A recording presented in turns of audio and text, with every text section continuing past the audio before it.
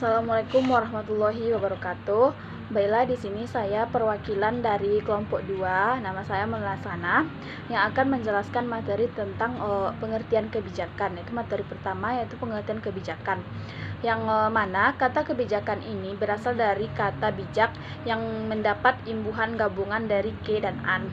Yang mana kata ini mengandung garis haluan, yang mana garis haluan ini mengandung dua makna, yaitu yang pertama, rangkaian konsep dan asas yang menjadi garis besar dan rencana dasar dalam pelaksanaan suatu pekerjaan, kepemimpinan dan cara bertindak, atau tentang pemerintahan atau organisasi.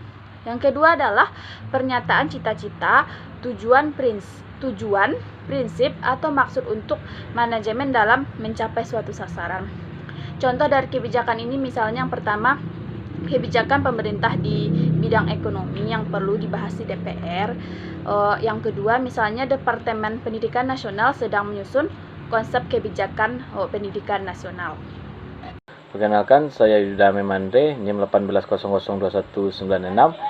Saya akan melanjutkan materi dari Lina, yaitu kebijaksanaan. Kata bijaksanaan berasal dari kata bijaksana. Mendapat imbuhan gabungan, kata ini mengandung makna kepandaian, menggunakan akal budi. Pada kata bijaksana terkandung makna bijak, yakni akal budi, arif atau jam pikiran, sehingga kata bijaksana dapat berarti pandai dan cermat serta teliti ketika menghadapi kesulitan dan sebagainya. Makna kata bijaksana lebih luas daripada bijaksana. Contoh, 1. Ketua sangat bijaksana dalam menjawab setiap pertanyaan anggota mengenai kebijakan organisasi. Yang kedua, pemecahan masalah itu sepenuhnya bergantung kepada kebijakan pemuka adat atau tokoh masyarakat setempat. Sekian materi dari saya. Baiklah, saya akan menjelaskan materi tentang kebijakan pemerintahan dalam bidang pendidikan. Nah, sebelum itu kita harus tahu apa itu pendidikan. Nah, pendidikan adalah hal penting yang terdapat pada suatu negara sehingga pemerintahan perlu untuk merumuskan kebijakan yang mendukung berlangsungnya suatu pendidikan.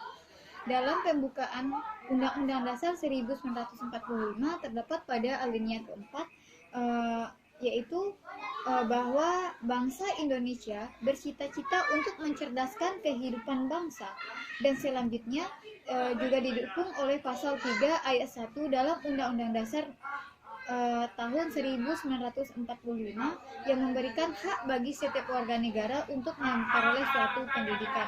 Dalam ayat ini dinyatakan bahwa setiap warga negara wajib mengikuti pendidikan dasar dan wajib membiayai, dan pemerintahan wajib membiayainya. Yang kedua yaitu pemerintahan mengusahakan dan menyelenggarakan satu sistem pendidikan nasional yang meningkatkan keimanan dan ketakwaan serta akhlak dalam rangka mencerdaskan kehidupan bangsa yang diatur dalam Undang-Undang Dasar.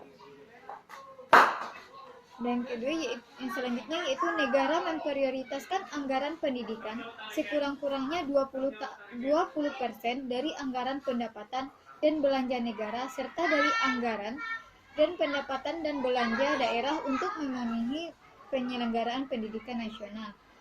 Dengan hal ini, dengan ayat kedua di atas, secara umum kita ketahui bahwa pendidikan nasional Indonesia diatur dalam Undang-Undang Sistem Pendidikan Nasional Nomor 20 Tahun 2023. Dengan hal ini mengenai dasar, fungsi, dan tujuan serta prinsip penyelenggaraan peserta didik, penyelenggaraan pendidikan, hak dan kewajiban warga negara serta orang tua, masyarakat dan pemerintahan, peserta didik, dan jalur jenis jenjang pendidikan, bahasa pengantar, wajib belajar, serta standar nasional pendidikan, dan juga mencakup kurikulum pendidik dan tenaga kependidikan, sarana, prasarana pendidikan, pendanaan, dan pengelolaan, serta peran masyarakat, evaluasi, akreditasi, dan sertifikasi.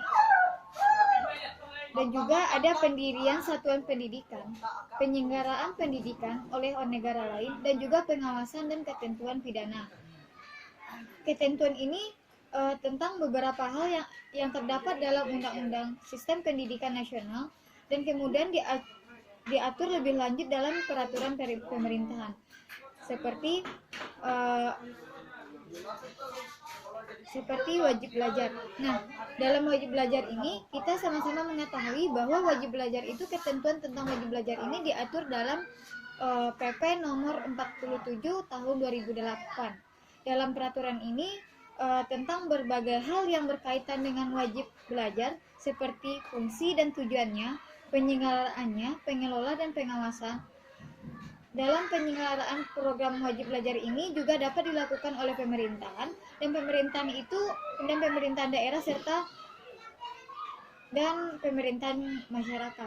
Nah, pemerintahan daerah ini dapat juga mengatur lebih lanjut dalam pelaksanaan program wajib belajar agar sesuai dengan kondisi dan situasi daerah masing-masing melalui peraturan daerah. Nah, dengan ini sama-sama kita ketahui bahwa bangsa Indonesia ini harus belajar, wajib belajar, dan peraturan dalam wajib belajar ini sudah sama-sama kita ketahui bahwa adanya aturan terhadap anak didik atau anak bangsa kita untuk belajar lebih giat lagi. Nah, itulah materi yang dapat saya sampaikan. Sekian, terima kasih. Terima kasih kepada moderator. Di sini saya akan mencoba menyambung materi yang disampaikan oleh saudari Deli tentang standar nasional pendidikan. Menurut perundangan nomor 19 tahun 2005, ada beberapa standar yang harus dipenuhi.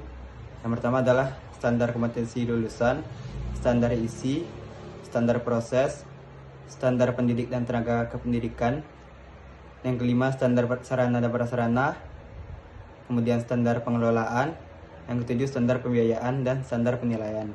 Di sini yang pertama adalah standar kompetensi lulusan, yakni kualifikasi kemampuan lulusan yang mencakup sikap, pengetahuan dan keterampilan dasar. Ini digunakan sebagai pedoman dalam penilaian dalam penentuan kelulusan peserta didik dalam satuan pendidikan. Yang kedua, standar isi. Standar isi yakni mencakup lingkup materi dan tingkat kemampuan untuk mencapai kompetensi lulusan pada jenjang dan jenis pendidikan tertentu. Yang keempat itu adalah standar pendidik dan ketenaga pendidikan.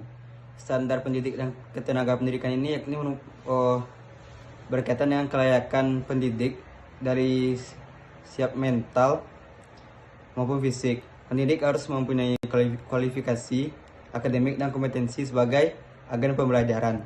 Dan yang kelima adalah standar sarana dan prasarana, yakni berkaitan dengan kriteria minimal tentang ruang belajar dan berbagai tempat yang menunjang proses pembelajaran. Dan yang keenam adalah standar pengelolaan. Standar pengelolaan yakni berkaitan dengan perencanaan, pelaksanaan, dan pengawasan agar tercapai efisiensi dan efektivitas penyelenggara pendidikan. Dan yang ketujuh adalah standar pembiayaan, yakni yang mengatur komponen dan besarnya biaya operasional satuan pendidikan yang berlaku selama 1 tahun pembiayaan pendidikan. Dalam pembiayaan pendidikan ini terdiri dari biaya investasi, biaya personal, dan biaya operasional. Dan yang kedelapan adalah standar penilaian, yakni yang berkaitan dengan mekanisme, prosedur, dan instrumen. Sekian materi dari saya. Assalamualaikum warahmatullahi wabarakatuh. Perkenalkan, nama saya Ayu Maulida, NIM 1800236. Di sini saya akan menjelaskan tentang studi tentang kebijakan pendidikan. Permulaan abad ke-20, perhatian ahli ilmu politik banyak yang tertuju pada lembaga-lembaga pemerintahan beserta struktur-strukturnya. Para ahli ilmu politik yang memusatkan perhatian pada lembaga dan struktur pemerintahan kemudian dikenal berada dalam aliran kelembagaan atau institusionalisme.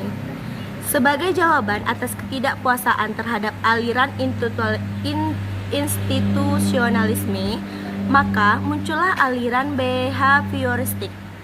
Penganut aliran ini berasumsi bahwa untuk mempelajari politik haruslah sekaligus mempelajari interaksi individu-individu, kelompok-kelompok, individu kelompok, baik dalam lembaga politik maupun yang berada di luarnya. Perkembangan berikutnya menunjukkan bahwa para ahli ilmu politik kemudian tidak puas dengan pendekatan-pendekatan yang dikembangkan oleh BH Pioristik. Studi mengenai politik dan kebijaksanaan tak mungkin sekedar meminjam pendekatan dari ilmu-ilmu sosial. Studi mengenai politik, terlebih mengenai kebijaksanaan, haruslah pula memahami sejarah hukum, politik, bahkan filsafat moral. Jadi, studi mengenai kebijaksanaan publik pada era ini kemudian menjadi pusat perhatian besar, bahkan sama besarnya dengan studi mengenai politik. Baik, itu saja yang dapat saya jelaskan. Saya kembalikan kepada moderator. Terima kasih. Wassalamualaikum warahmatullahi wabarakatuh.